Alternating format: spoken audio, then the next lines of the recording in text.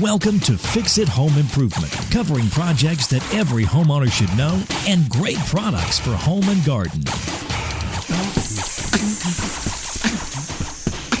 Hi, I'm JC, and this is where we share weekly home improvement tips. I'm here with my co-host Cindy. Hello, JC. Hi, Cindy. Today we're going to be talking about ladders. We'd like to thank Eddie6 for liking and sharing the podcast. Archaeologists have found rock paintings with ladders in them that date back over 10,000 years. Wow. Pretty amazing. Carpenter John Baisley of Dayton invented the first folding step ladder in 1862 when he cut the top step and added a hinge to it so he could fold it up and store it because it was like always in the way. And the Michigan Ladder Company is the oldest ladder company in the U.S. They started in 1901. Wow. And it's still one of the top-rated ladder companies.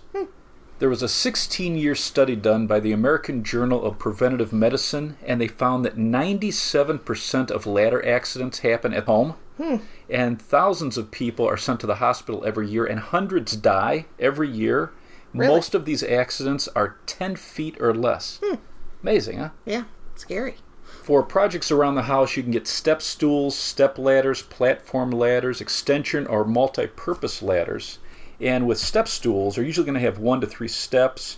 They're great to have around the house for getting into cabinets, changing light bulbs, or high shelves. And many of these are going to fold up for easy storage. Right. Some of them, you get those circular ones that have either 1 or 2 steps, and then they lock in place. What do you mean? You familiar with those? No. Like the round ones?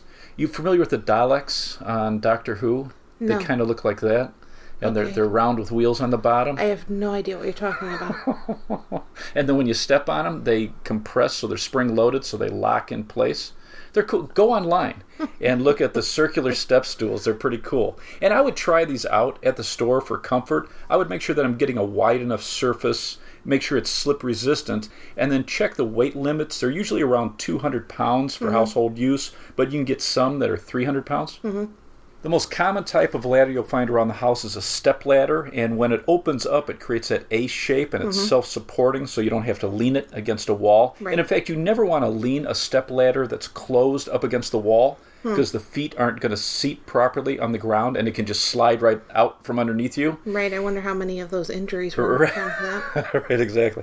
And when a step ladder is open, you want to make sure that you take the locking device, or it's called the spreader, and lock those 2 sides out because it's going to give you the correct angle. It's going to have the most strength, and the feet are going to be solid on the floor. You can get one-sided or two-sided step ladders. Most of the step ladders are going to be one-sided, so the rungs on the back side are not designed to be stepped on. Right. Even though they look kind of nice, they're not designed to be stepped on. And then if you have a bucket shelf or a paint tray on the ladder, those are not designed to carry any weight, so you never want to step on those. And you never want to step on the very top step either, because it's really not designed for weight in most of these.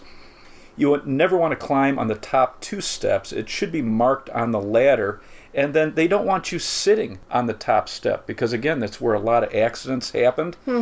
You should be able to reach down. So they want you on the 3rd step down from the top. They want you to be able to reach down and grab that top step if you lose your balance. And the average person is going to have about a 4-foot reach over the height of the ladder. And so the most popular sizes are 4 foot, 6 feet, and 8 foot, and you're going to have a 4-foot reach. So if you get a 4-foot ladder standing on that 3rd step from the top, you should have about an 8-foot reach. A fancier style than a step ladder is That's what it's called, a fancy ladder? You'll see that on the label, is a platform ladder. And these are step ladders with a platform as the top step that you can stand on. And these are very comfortable for projects that you're going to be standing in one place for a long time, or a project where you're using both hands. Right. So you're not worried about grabbing hold. And most of them are going to have a rail about 2 feet up from the platform that you can kind of lean against so that you don't lose your balance. The platform is wide enough so you can have both feet on it. You're able to turn 360 degrees. But the problem with the platform ladder is that's really the step that you're going to be using to do your work. Where a standard step ladder, you kind of go up a step or 2 and kind of adjust your height. But with this, you're primarily working off that. You're going to have about a 4-foot reach higher than the size of the ladder. So I would make sure if you're primarily going to be using this, let's say for painting projects where you're going to be cutting the ceiling or working up high in your ceiling, you don't want it too high because you'll be hunched over and it'll be very uncomfortable. So it's really important with a platform ladder that you know what you're going to be primarily using it for and match it to that height. And most of these companies, so like ladder companies, are basically using a 5'6" average size to give you the reach height. So like in the U.S., the average man is 5'9", the average woman 5'4", but with ladders, 5'6". That's weird. With extension ladders, you can have 1, 2, or 3 sections, and most of them are going to be 2 section, and these extend into one long link that you have to support against a wall or some object at the right angle so that it's secure. And with these 2 section... Again, I wonder how many falls are because of that. Yeah. And uneven surfaces, man. With the 2 section extension ladders, you're going to have usually a rope and a pulley system to extend and retract the moving section, and it has some type of rung locks that's going to secure that moving section in place. And these sections need to have at least a 3-foot overlap for strength. So you want to be aware of that. You don't want to overextend these because you definitely weaken the ladder. And then you should only stand on the 4th rung from the top, never any higher than that. And then a rough guide. If you're looking at the size of extension ladders, you usually have a reach that's 1 foot less than the size of the ladder. So if you're looking at a 20-foot extension ladder, it's going to give you about a 19-foot reach. And then if you use an extension ladder to get on your roof, it should extend 3 feet above the gutter or above the fascia so that you have the support for the ladder and then something to hold on to as you're getting on and getting off. These really scare me. Yeah. Well, yeah, because you've got to get off. You've got to come off the side of the ladder, if you're climbing up on a roof. The whole thing, putting the angle up there, climbing up there. Right, yeah. And when you get high, it's wild how they move. They bow a little bit. It's kind of spooky. When you're looking at extension ladders, look at the shoes, and this is what sets on the ground to hold in place. They're going to swivel, and your better grade ladders are going to have very well-designed, strong, wide shoes. And on flat, solid surfaces, many of them have these really thick rubber grips that do a great job of holding it in place. And then if you're setting up on soil and the ladder is not level, one leg is higher than the other and it's trying to tilt. Probably a problem. You definitely want to dig down on the high side and level it rather than trying to stack wood or rocks or a brick underneath the losa. I would when I first started. And I was taught by a couple of these guys we hired to help, teach us remodeling homes. You don't stack stuff underneath a ladder? Well, I thought it made sense. You get a brick under there. No, JC, it does not make sense. But they showed me that it's much safer if you take a pull and pry bar or the claw on a hammer and you dig down on the high side and you set your feet down. Because you want it level? Right. And then another thing I learned, which I didn't know, is you can flip the feet up. So most extension ladders, the feet will completely flip up and they have a serrated edge, and you drive those feet down into the soil and it locks it in place, which I had no idea. So now you do. Thank you. If you're working on a wood deck, you can screw a 2x4 behind the shoes to keep them from sliding. And some extension ladders are going to have adjustable shoes that raise and lower to level the ladder, so that's really a nice feature. And then to extend a long extension ladder against your house, the easiest way is to just lay it down with the sliding section down so it'll be on the ground. You want to put the feet against the wall, and then you're going to lift up the end, so the very top of the ladder, and you're going to slowly walk it up rung by rung until it's up against the wall, and then you're going to lift it up, so now it's vertical. You're going to lift it up and move the bottom out and away from the house, and then lean the top against the house. And now, if you need to extend it, you're going to pull that rope and then lift that front sliding section up, and then make sure that the rung locks grab hold of a rung and they're fully locked in place. That would be a very important part. Right, absolutely, yeah. And sometimes it's difficult to tell, so it's important that you know your ladder. With an extension ladder, it's very important that you get the proper angle. So you want the foot of the extension ladder 1 foot away from, let's say we're working on a house. You want it 1 foot away from the house for every 4 foot of vertical height. So if your extension ladder is just going flat against a wall, if you're up 4 feet, you want that 1 foot away from the wall, and that's how you're going to guide it. If you're working above your home, let's say you're working on your roof, you want to extend your extension ladder 3 feet beyond the gutter so you have something to hang on to while you're getting on and off the ladder, and then you're going to use the gutter height where the ladder meets the gutter as your overall vertical height, and you're going to then go 1 foot away for every 4 feet of vertical height to the gutter. And that's how you're going to get the proper angle, which is about 75-degree angle. So my grandfather used to take his extension ladder to get onto the roof, Okay. and he would put it on top of the picnic table that we talked about in the patio furniture podcast. And did he screw a 2x4 behind the feet No, so it no. wouldn't slide away? No, he'd have, like, my sister hold the ladder so he'd climb on top of the picnic table, climb on top of the ladder, and then he'd go on top of the roof. So this is not the approved method that we suggest. He was, like, still in his 80s doing this. Really? I mean, it was crazy. And it's like, using a step ladder, and a lot of people will say, well, a step ladder around the house, and most people are going to end up at some point when you own a home getting into the gutters or on top of the roof. Mm-hmm. And I would say, make sure that you have the right ladder for inside your house and also outside your house. Right. And a step ladder is not what you want to use to get onto the roof, because you shouldn't be standing on that top step, because you can very easily tip it away from you. And then to push up and onto your roof, you can push it away. And then climbing down, it's too easy to knock it over as you're trying to lower yourself. So the right tool for the project. Mm-hmm. If you're doing a bunch of projects with an extension ladder, a great accessory is a stabilizer bar. And so this is a wide U-shaped bar that has pads on the end of it, attaches to the top of your extension ladder, and it's going to protect your surface. So let's say you're working on siding. It's also going to give it a lot of support so it doesn't slide or twist when you're working. And then it also keeps the ladder off of aluminum gutters, so you can set this up so it's just below your gutter, and it keeps the ladder from pressing against your gutters and bending them.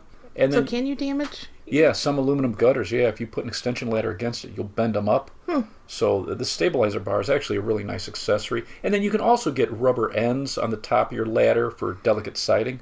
A type of extension ladder you can get is a telescopic ladder, and so this will extend to 8, 10, 12, or 15 feet, and then the side rails can collapse down to a very small, compact size, so very easy to store or throw in your car if you're working on a project, and then you only have to pull out as much as you need, so it's convenient for projects inside or out. And I have one of these. I have the Extend and Climb telescopic ladder that's 12.5 feet tall when I fully extend it, but then it collapses down to 32 inches. Oh, wow. So it's space age. It is space age. So very convenient for a lot of different projects. And then, especially like when we're doing projects, throw it in the back of the car, and you've got a 12-foot extension ladder. I mean, something you do need to think about is, where are you going to store all these ladders? Right. And outside isn't a good place. No, I don't think so. Because it really makes it convenient for burglars. Yeah, I would think so. Speaking of burglars, when I was investing in real estate, I had saved up to buy one of these MultiPurpose ladders.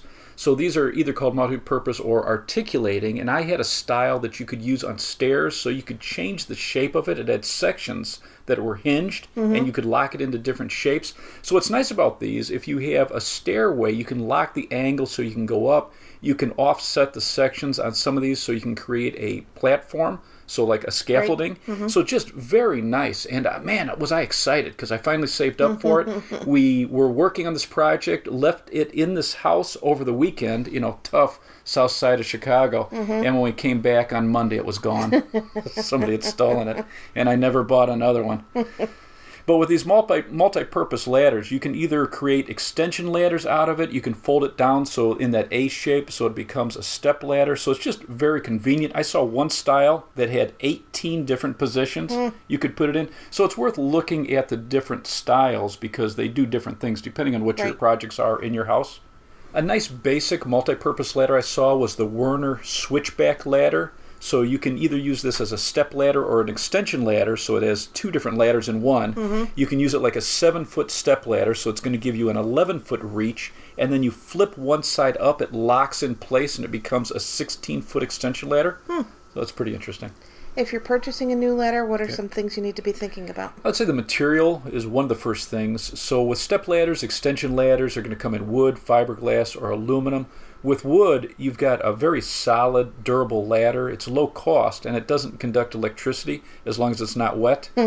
But it's heavy, and it can be damaged if you leave it out in damp conditions, and you have to worry about chipping it or splinters or cracks.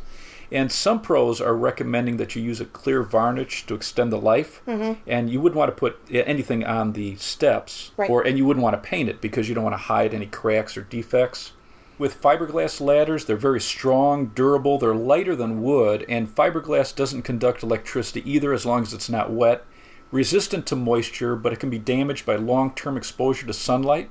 So some manufacturers are recommending a thin coat of acrylic lacquer on the rails, not the steps, ever. And then some are saying put auto wax on the outside to protect the fiberglass. And Mark Clement, he's from My Fix It Up Life. He's a contractor. He prefers the fiberglass ladders because he finds them to be the most stable, safe, and comfortable. Interesting. With aluminum ladders, they're inexpensive, very lightweight, so they're popular. They're strong, corrosion resistant, but it does conduct electricity, so you want to make sure that you're not using it for any electrical projects. And then you got to be conscious, if you're using tools with cords on it, check your cords, check your extension cord, because if there's any nicks or cracks, potentially you can get a shock, That's a bummer. which could knock you off a ladder or stop your heart. And then aluminum can corrode in salt water, and some chemicals are hard on aluminum, so you want to keep them clean. You also want to look at the weight rating. So a Type 3 is considered light duty. It's rated for 200 pounds.